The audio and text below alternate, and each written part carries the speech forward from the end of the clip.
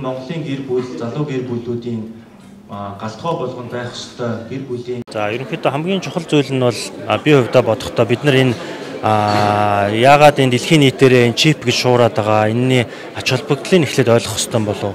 Юмны ач холбогдлыг буюу цаана юу болж байгааг ойлгоцсон хүн мэдээж одоо зөв шийдвэр гаргах боломж маш илүү байдаг. За тэгээд товчхондоо бол за 19-р зуунд бид нар ганц төмөр үйлдвэрлэлийг хэн чадчихсан эзэн тгүүрүүд болж исэн байна.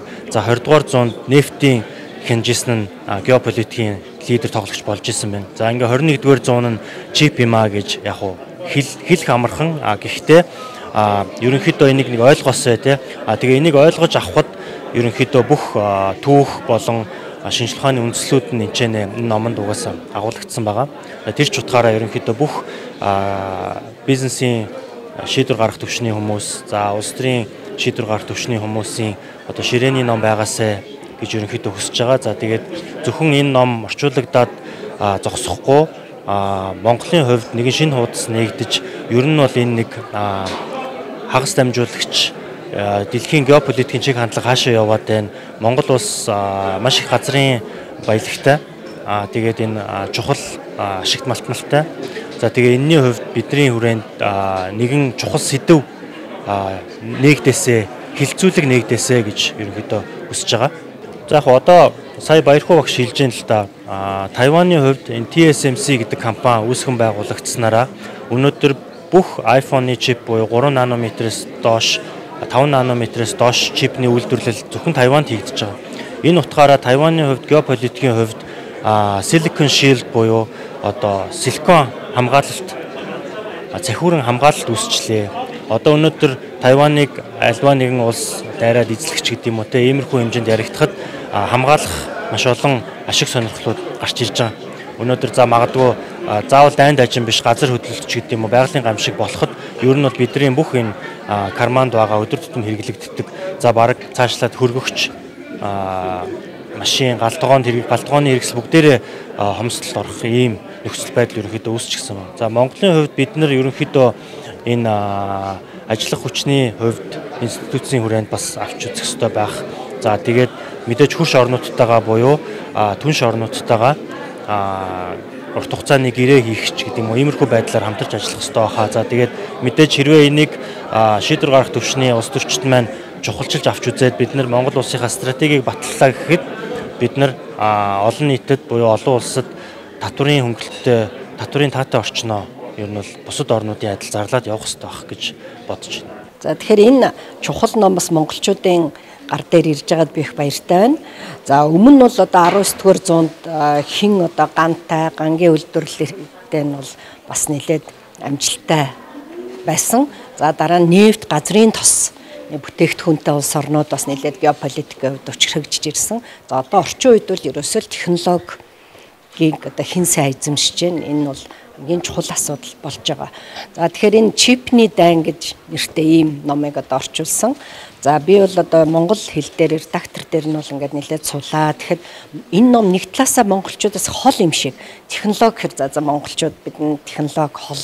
Гэтэл нөгөө талаасаа бид маш ойрхон байна. Тэгэхээр яг энэ технологиг үйлдвэрлэдэг, энэ чипийг үйлдвэрлэдэг гол бүтээгдэхүүн одоо чухал элементүүд газрын ховор элементүүд бол Монголд бол байна. Тийм учраас Монгол бол энэ дээр хамгийн том тоглогч болох юм боломж байна л да. Бид бол ингээл нүүрсэг хичнээн сая тоноор гаргаал байдаг тэгсэрнэ бид өнөөдөр төсвийн орлогоо төдийлөн одоо сайн бүрдүүлж чадахгүй, цалингаа нэмж чадахгүй, тэтгэврээ нэмж чадахгүй. Гэтэл энэ зах зээл дээр бид нар тоглох юм бол маш том одоо тоглогч болох боломж бол байгаа. Дээрэс нь геополитикийн хувьд бас өөрсдөө тусгаар тогтнолоо одоо бэхжүүлэх юм одоо боломж байгаа. Тэгэхээр энэ ном мэдээж англи хэл дээр хүн бүхэн унших боломжгүй. Тэгээд манай хүү бас энэ номыг ингээ орчуулад бид нар хамтраад ингээд энийг олонний хүртэл болгож байгаамаа. Тэгээд одоо саяс өнөөдөр манай шийдвэр гаргах төвшний хүмүүс маань нилээд ирлээ. Бид бол энэ дээр бас зоригтой шийдвэр гаргах юм бол хөрөнгө оруулалтыг татах ийм одоо боломж байгаа гэж л харж байна.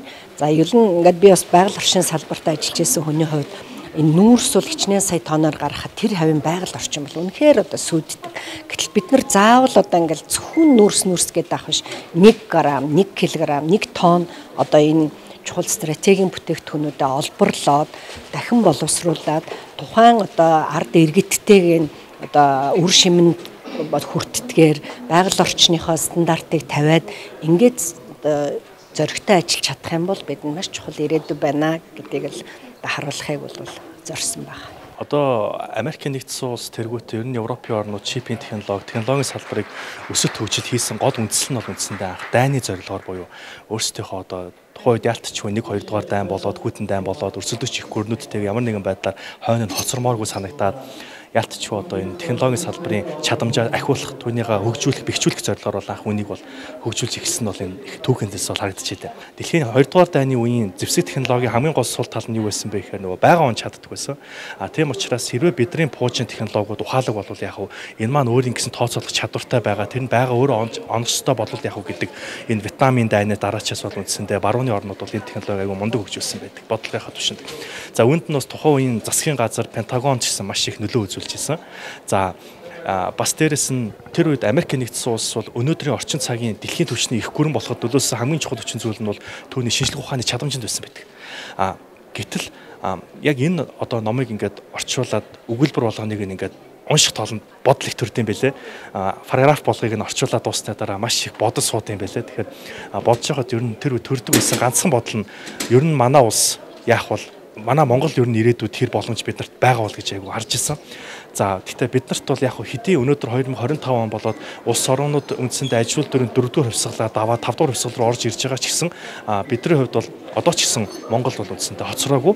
Биднэрт бол нөгөө хожуу технологиг одоо хийж байгаа орны хувьд бол бусдаас суралцах, тэдний алдааг давтахгүй байх, тэдний одоо хүссэн тэр боломжуудыг өөрийнхөө орондоо нэвтрүүлж болохын боломжийг бол байгаа юм байна гэж үндсэндээ харж ирсэн. Тийм учраас ер нь альва зүйлийг хөгжүүлэх, ахиулах, эхлүүлэхийн тулд хамгийн ихний зүйл нь түүнийг уншиж судлах гэдэг. Тэгэхээр унших нь бол хамгийн ихний ажил байгаа. Тэгэхээр энэ ном маань бас үзэгч та бүхэнд бас уншигч бүхэнд үүний талаар багахан хэмжээний мэдлэгтэй болох, өөрийн гэсэн ойлголттой болоход бас хувь нэмэр оруулах болов гэдэгт маш их итгэлтэй байна. Технологи хөгжүүлэлт нэгдсэн байна.